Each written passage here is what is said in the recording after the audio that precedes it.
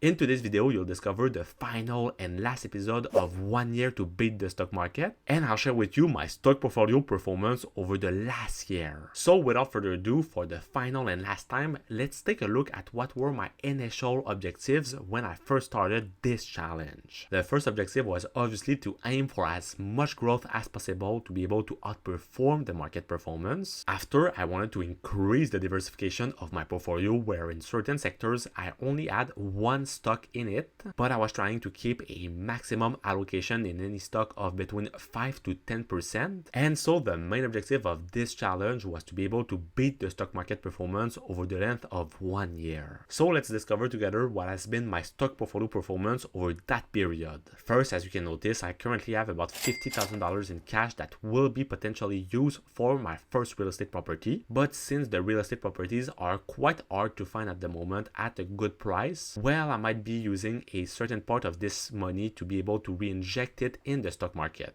When we take a look at the tech sector in my portfolio and its performance over the last 12 months, you can see that a few companies have been able to perform quite well, such as Meta and Google, but there are still a few companies such as Neo and Rumble that haven't been able to break even and that were massively down as well. In terms of the energy sector, with my three main energy companies, which are Enbridge and Pembina in the oil sector and Algonquin in the renewable energy sector, you can see that in terms of the growth of the value of these companies, they have all been negative over the last year. Most importantly, Algonquin, that has been down of close to 40% during that period, despite giving all some great juicy dividends. After, in the financial sector, just like for the technology sector, you can see that some companies have been underperforming, just like the Nova Scotia Bank as well as the Bank of Montreal. But some other great companies such as Manulife has been doing fantastic throughout that period with some return of close to 15%.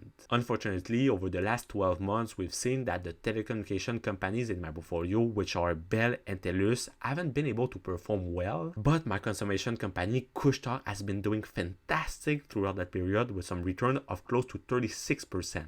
After, my little stake in the materials company Savaria has been doing amazing throughout that period with some return of close to 25%. And my real estate investment trust company, Raucan, has been doing fantastic as well with some return of close to 10% during the last 12 months. And finally, my super small stake in the 5N Plus company has been doing fantastic throughout that period with some return of over 100%.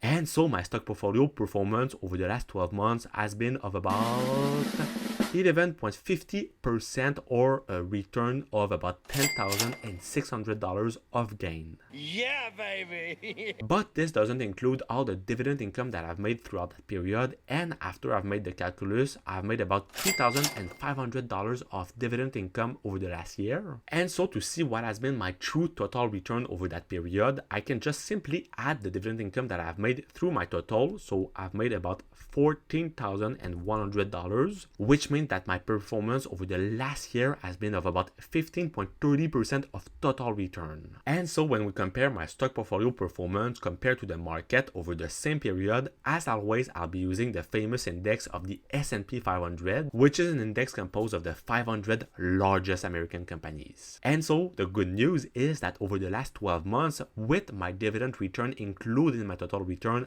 I have been able to slightly outperform the total market performance. But now let's take a look at my sectoral distribution in my portfolio. And so as you can see, the two largest sectors of my portfolio are still pretty much the same, with the tech sector coming at the first place with close to 40% of my total assets. And after, you have the financial sector with about 26% of my total assets. After, you can find the real estate sector with my Raucan company. You can also find the energy sector with close to 10% of my total assets. And after, you have the communication sector, the material sector, as well as the consummation sector that come after it.